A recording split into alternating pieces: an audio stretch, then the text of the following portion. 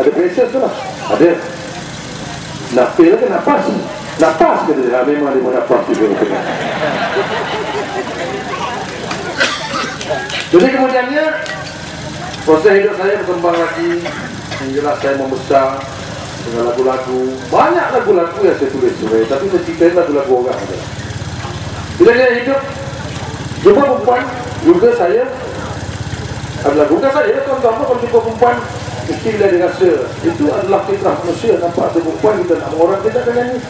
Kalau dulu mungkin abangnya akan nyanyi lagu mari bermain tali, pegang hujung tali, make sure you pegang tali, jangan pegang punya kaki. Kalau pegang kaki sebab abangnya pas, dia tahu hukum haram halal, dia tahu. Kalau orang lain mungkin dah boleh pegang kaki. Kemudian besar lagi, betul tak? Tapi dekat sini nak tengok perbezaan lelaki dengan wanita dalam proses lagu.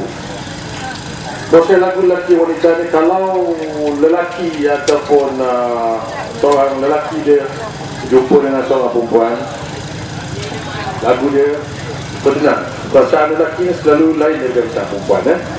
Dia akan nyanyi milik siapakah gadis ini, wajah lembut bagaikan segera, ingin hatinya ku miliki, apakah terdaya, apakah terdaya. Relax. Tapi kalau perempuan jumpa lelaki, dia akan nyanyi sedikit, orang kata gatal sikit bunyi dia, sejak tu bertemu padamu. Itu beza lelaki dan perempuan lah. Itu juga kalau dalam soal merindu. Kalau bila lelaki rindukan perempuan, dia akan nyanyi kalau hatiku sedang rindu, pada siapa aku mengadu. Relax aja kan.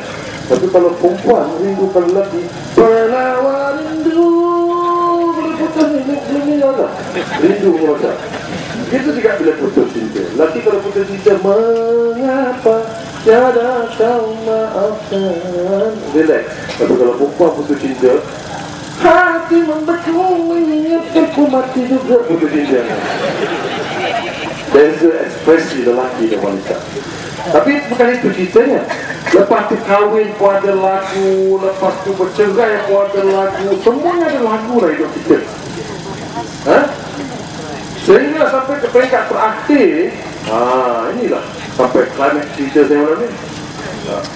Sampai peringkat terakhir sebelum kita diusung pergi ke sana, sebagai kita datang satu kumpulan manusia yang kita tak tahu ni siapa dia. Datang lepas kita beramai-ramai, bila Israel datang memanggil. Disitulah sebenarnya akhiran segala kesibukan dunia kita sebelum kita berhijrah ke sana. Jadi disitulah sebenarnya yang membuatkan saya terhenti apabila sudah beberapa kali dalam hidup saya hampir menjadi ahli kubur. Kesakitan demi kesakitan selalu Tuhan bagi. Saya ingatkan kesakitan itu satu benda yang biasa dan lumrah yang dilalui oleh manusia.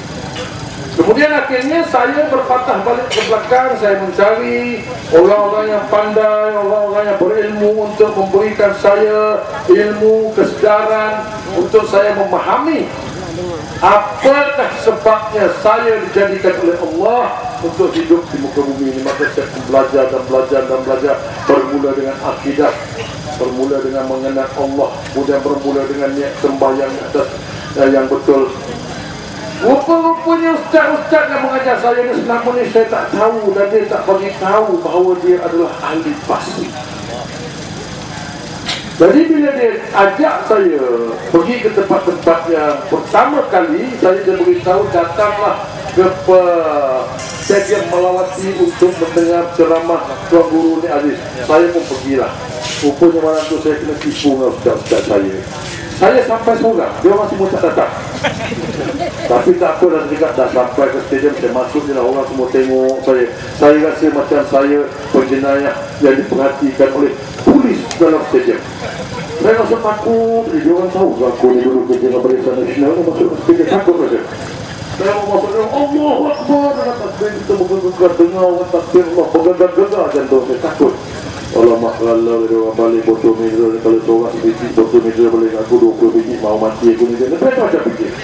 Tapi bila masuk tu mengelak pada orang masuk sikit kita depan, masuk sikit kita depan, masuk sikit kita depan, sampai lah betul depan kubu ada persatu tempat drama tengok situ. Jadi bila tu lalu depan saya pun saya nampak, saya tengok aja ucapan demi ucapan nanti malam tu. Ada ucapan demi ucapan, dan ucapan itu semuanya adalah berbentuk politik. Jadi saya ni tidak faham dengan politik, saya tak faham, tidak faham sangat proses politik. Apa yang diceritakan oleh Abang Mat Sabu tadi, pada saya semua benda baru. Saya tahu, bukan saya tuan-tuan saja mendapat maklumat baru, saya pun sama. Baru mendengar, baru tahu, ini bendanya tentang kebenaran dalam politik. Tapi yang saya cerita ini, bila Yang Amat Berhormat Tuan Guru Ni Aziz membacakan di hadapan saya satu ayat yang biasa saya dengar daripada kecil, dan saya rasa tuan-tuan semua pun biasa dengar ayat ni. Dia kemudian dengan style dia yang very ataupun sangat perlahan. Assalamualaikum warahmatullahi wabarakatuh. Tapi dia akan baik mula dengan satu ayat Quran, itu kebiasaan. Malam tu Yang Berhormat Tuan Guru telah membacakan kullu nafsin za'iqatul maut. Ayat ini saya selalu dengar, tapi malam itu bila Tuan Guru menyebut kullu nafsin za'iqatul maut, terdetik dalam hati saya, Allah ini berkata dengan ikhlas, keluar hati saya. Saya rasa apa yang saya fikir selama ini, malam itulah climaxnya yang menekan saya bahawa setiap yang bernyawa pasti akan mati. Siapa pun kita, berapa bijak pun kita, berapa hebat pun kita, berapa kaya pun kita, berapa miskin pun kita akan mati. Akhirnya ustaz saya mengajak saya pergi ke kota Sarang Semut. Tadi dia ada perhimpunan pemuda. Saya kata kenapa kita pergi? Dia kata kita kena menunjukkan syiar Islam, dan itulah salah satu cara untuk menunjukkan yang kita menyokong Islam, kerana itu adalah pergerakan Islam. Saya pun pergilah. Bila pergi dah dekat serah borang kat sana, okey serah borang kata dia, boleh serahlah borang. Dia pergi, dia orang tahu saya dalam ofis dan pejabat. Saya pun tunggu dan pejabat siapa nak ambil borang saya. Lama saya tunggu, saya nak pegang borang dan pejabat dekat 1 jam ke 2 jam tunggu dalam pejabat, tak ada orang ambil. Tak ada orang datang ambil borang apa-apa, tanya pun. Ada satu orang muda saya, bang nak minum air tak? Boleh, saya minum air. Tunggu, di sini ada orang panggil saya datang, rupanya bagi borang di atas pentas kepada Yang Amat Berhormat Datuk Ustaz Azizan, Menteri Besar Kedah. Saya pun naik dengan penuh malunya, tuan-tuan dan perempuan, kerana kat situ ada 30,000 orang anak muda, ada 1 orang yang tua situ. Saya 47 tahun yang terpentas tegak-tegak nak pergi borang, rasa macam ya Allah ya Tuhan ku, akulah orang terakhir masuk pas hari ini. Saya baca sirah Nabi di mana Abu Sufyan merupakan saudara sesusuan Nabi dan antara orang yang paling aktif melaksanakan setiap agenda untuk menghancurkan usaha-usaha Rasulullah. Tapi akhirnya dia masuk Islam, tapi bukan dengan cara yang senang. Hari pertama dia sampai jumpa Rasulullah, dia pandang Rasulullah, dia duduk kembali datangnya ke Rasulullah palingkan muka dia, tak mau melihat Abu Sufyan. Saya rasa saya macam itulah gitu ya, Allah pun naiknya beda. Budak-budak anak muda kata ni, oi keluar lah, kau ni apa hal? Kau dulu Barisan Nasional Jaya nak menyibuk ni, aku betul naik. Tapi naik tuan-tuan dia sebut bok-bok mandorang mendirikan takdir Allah Rabbul. Memang bulu-bulu saya rasa ya Allah, kau telah mengubah persepsi aku tadi pada yang lebih baik. Aku yang silap adalah keadaan itu. Jadi semenjak hari itu saya pun kata, aku nak apa aku nak buat dengan bas ni, Fatihah boleh campurkan ni. Nak datang ke sini nak mengajar agama, takut sesat habislah orang pas. Pasal kebetulan pada yang masa yang sama saya pun pernah dituduh sesat. Dia tulis itu, tanya Pak Lokman kerana telah sesat bersama PAS. Saya pun kata PAS, salahnya kata saya sesat. Saya pun balas balik pada dia, biarlah aku sesat kerana Allah daripada betul tidak bertahan. Ya Allah. Itu dia semua tak bunyi-bunyi dah. Okey, itu betul itu kata saya kan. Kemudian saya pun mulalah fikir apa nak buat. Akhirnya saya Allah Tuanku, kali ini aku membuat perkara memang kerana Allah. Dulu aku berbuat sesuatu kerana duit. Kata Ibrahim Adham, di ujung zaman setiap umat ada berhalanya tersendiri, dan umat Muhammad berhalanya adalah dinar dan dirham, iaitu ringgit Malaysia lah kalau kita lihat. Dengan sebab itu saya pun mengambil keputusan selepas mendengar kata-kata itu daripada ustaz saya fikir ya Allah ya Tuhanku, kali ini aku tinggalkan dunia ini kerana-Mu ya Allah. Jadi saya pun datanglah ke sini bukan dengan niat nak mencari publicity murah. Saya tak ada album pun, saya bukan ada drama CD pun buat, tak ada. Semuanya kerana Allah yang saya buat adalah sebagai pernyataan sokongan saya kepada pergerakan Islam dan tanda sayangnya saya pada Islam dan tanda takutnya saya pada Allah sebelum saya sampai ke tempat saudara-saudara kita di seberang jalan itu. Itu aja yang saya boleh buat. Jadi hari ini tuan-tuan dan perempuan, bila saya sampai pula ke Kerbau, saya rasa amat bertuah.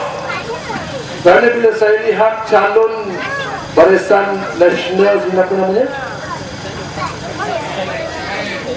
Said Ibrahim adalah merupakan bekas pelajar Universiti Al-Azhar, berada di dalam UMNO. Sedangkan Bob Lokman bekas alkohol, berada di dalam PAS.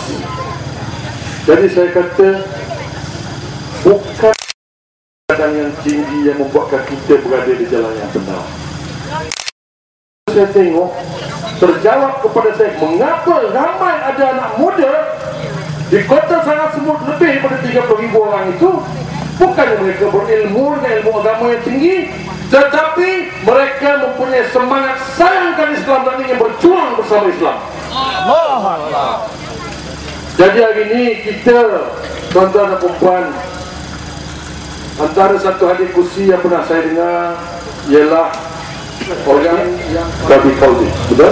Kalau tak mampu, ubahlah dengan hati, dan itulah kelemahan. Hari ini tuan-tuan dan perempuan, saya datang hanya memperbetulkan keadaan. Nampak saya di depan, tapi saya cuma boleh memperbetulkan keadaan dan memberitahu semangat saya hanya dengan lisan saja. Tapi pada 6 hari bulan ini, falyughayyirhu biyadihi, adalah tugas tuan-tuan dan perempuan, orang-orang sini di mana saya tahu dalam kawasan Teluk Sentang, Teluk Sentang, ada Sentang, ada 600 orang di sini. Dan saya tahu itu pas mendahului depan 5 undi kalau saya dapat kalau kata 5 undi.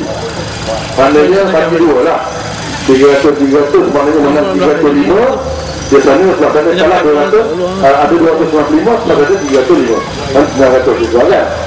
Tapi kali ini tuan-tuan dan puan, berkat kesedaran, berkat istiqamah, dan dengan semangat ini terus bermujahadah, kita jadikan hari ini biarlah 600 orang, maknanya semua 600 orang di sini menyokong dan jadikan kubur di sebelah sana itu sebagai satu pengajaran.